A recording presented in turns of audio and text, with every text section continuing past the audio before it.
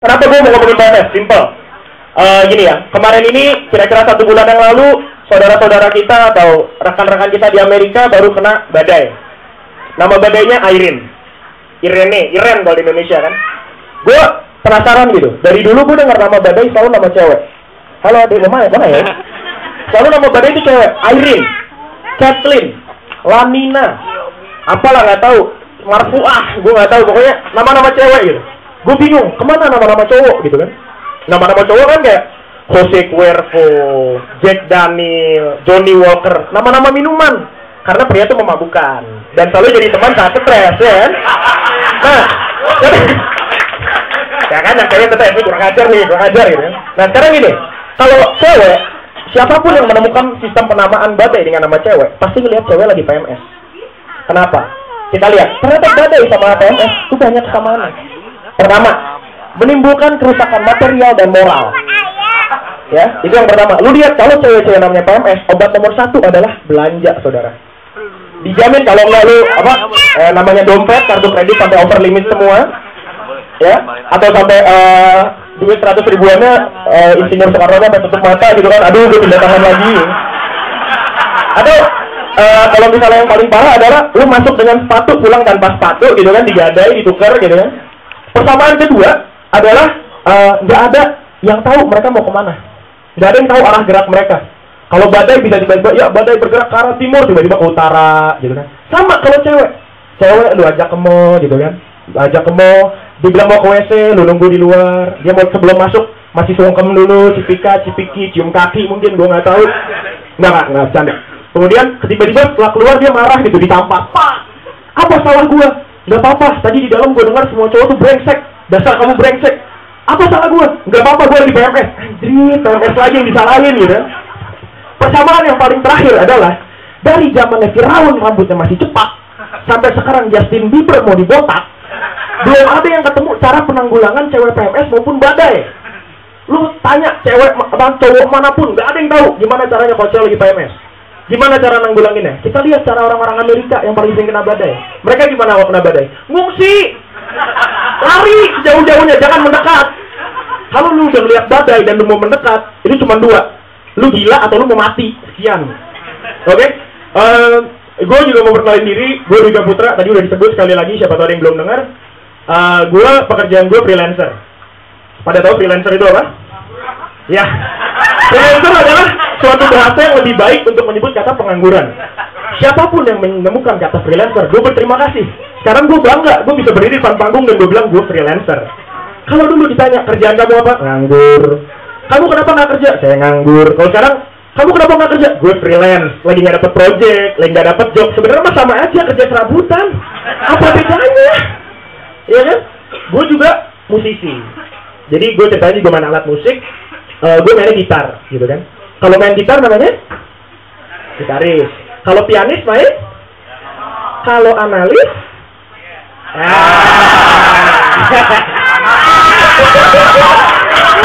Oke. Cukup. Itu nggak bisa dimainin, nggak usah dibahas. Sekarang kenapa gue milih main gitar gitu ya? Gue simple. Gitar masalahnya enak dibawa-bawa kemana-mana gitu ya. Dulu kalau orang tua namanya anak muda, anak kecil disuruh belajar main piano. Paling sering main piano. Kalau nggak, main biola. Gue bukannya gimana. Gue fair-fairan aja, gue jujur kalau semua. Gue belajar main alat musik buat apa? Gue deketin cewek. Sekarang lu tahu nggak gimana susahnya deketin cewek pakai piano? Lu bayangin lu mau ngerayu cewek lu gorik-gorik piano. Mending kalau rumahnya dekat tinggal tetangga gitu kan, lewat jalan tol. Mati. Terus kenapa kalau masalah biola? Biola kan kecil, bahkan lebih kecil dari gitar. Simple. Lu nggak pernah bisa nembak pakai biola. Lu bayangin, kalau main gitar kan lu sambil main, nyanyi, tatap-tatapan gitu kan. Sekarang lu main biola. Cewek lu di sini yang mau tembak. Sayang. Dia udah pergi, udah mau cowok lain kemana gitu kan, udah beli sepatu, kenapa kan dia PMS? Terus, tapi gue nggak terlalu bangga sebenarnya jadi freelance, jadi musisi, karena itu bukan cita-cita gue gitu. Kalau namanya cita-cita anak kecil, pekerjaan ditanya itu pasti 3. Arsitek, pilot, sama dokter. Sebenarnya orang jadi dokter juga ada berbagai latar belakang ya. Gue bagi jadi 4. Yang pertama itu orang-orang yang mulia, yang dia mau mengabdikan hidup untuk sesama, ya kan? Orang kedua itu orang-orang kayak Susan. Tahu Susan Ria ini? Dulu pernah dibahas Raditya Dika kan, dia bilang psikopat. Susan udah gede mau jadi apa? Jadi dokter, mau nyuntikin orang lewat, njus. Anjir, psikopat banget gitu, orang lewat main tusuk. Orang ketiga adalah orang-orang yang egois, seperti Cila. Kenapa? Cila mau jadi apa? Mau jadi dokter. Kenapa? Mau nyembuhin teman-teman Cila yang sakit. Kalau bukan teman, bodoh. Lu mau gue sembuhin? Temenan dulu. Friend Facebook. Follow. Twitter follow. BBM ya. Yang paling terakhir adalah orang-orang seperti gue gitu. Waktu itu gue masih anak kecil yang polos tapi cunihin ya. Gue porno dan cunihin. Dan gue simple gitu. Gue jujur aja kalau semua waktu itu gue mau jadi dokter karena dokter adalah satu-satunya profesi di dunia ini yang tidak perlu bermuka sangar tapi bisa membuat cewek membuka bajunya. Masalahnya apa? Kalau semua orang yang mau jadi dokter adalah orang-orang kayak gue, betapa hancurnya dunia. Lu bayangkan, ada cewek cantik datang, misi dok, saya mau konsultasi. Iya, kenapa? Kaki saya mata ikan. Iya, kamu buka baju kamu. Kamu tiduran. Buka semuanya, buka udah tiduran. Oke, sekarang suster tolong matiin lampu, kamu keluar. Ya?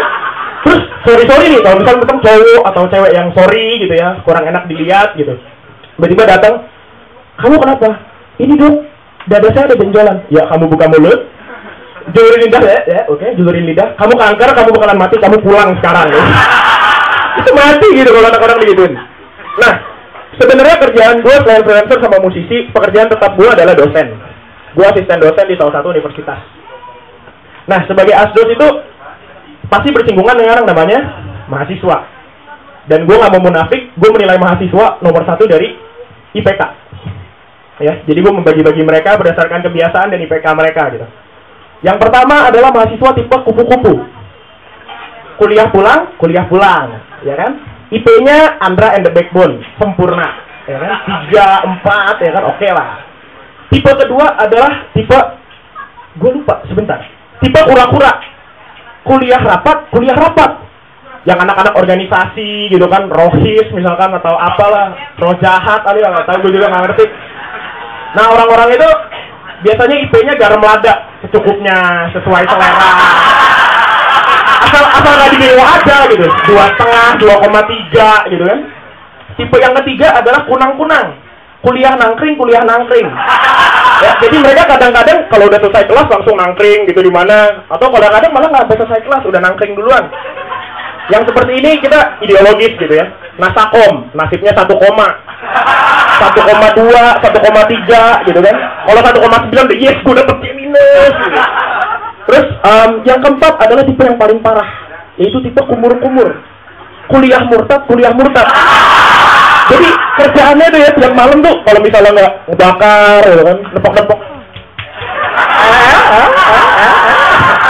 Atau tipe-tipe yang joget bus kota, ya kan. Atau tipe galau Ciputat celeduk. Kayak orang-orang gitu.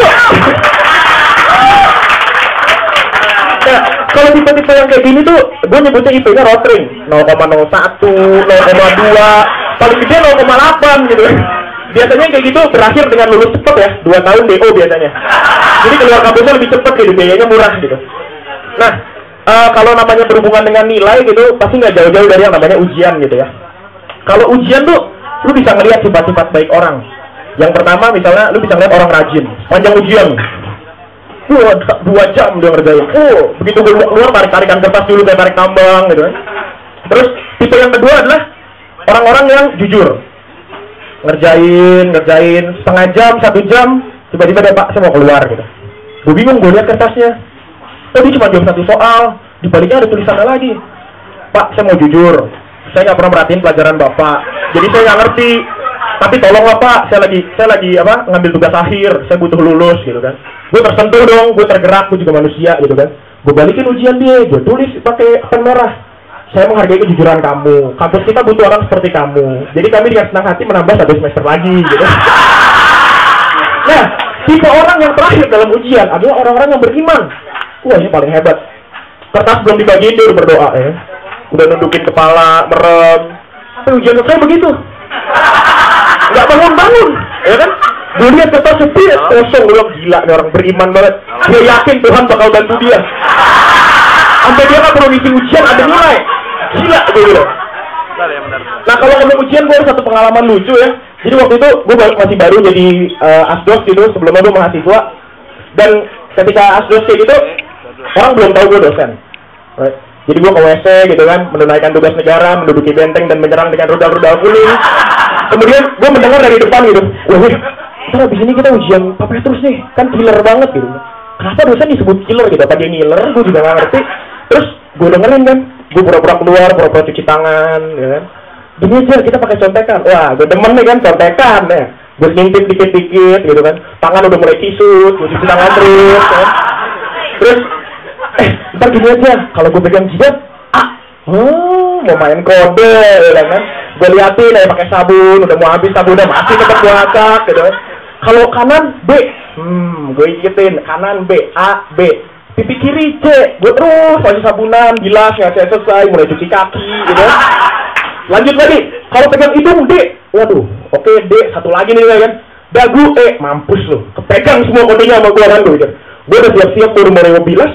Tiba-tiba pegang leher F. Jadi pilihan sampai F. Dada kiri G. Makin pusing gue kan. Dada kanan H. Wah, stop. Gue bilang gitu kan. Gue udah lehernya tangan masih penuh sabun, belum pakai sepatu kan. Wah, bentar. Gue dosen nih. Lu mau gue laporin? Wah, jangan. Lu kasih tau gue. Kenapa kok dulu banyak gitu? Lu pilihan berganda atau pilihan berjamaah? Gue bilang. Terus kayak gitu, akhirnya dia ngomong, ya mau gimana Pak? Ujiannya esai ya.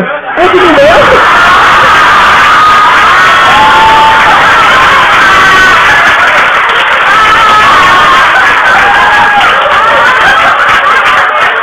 Lu bayangin gak kalau mereka ujian esai gitu kan? Sebutkan Pancasila, sila pertama kekerasan sama Esa. Iya kan? Kan hari taman gitu kan, oke boleh, udah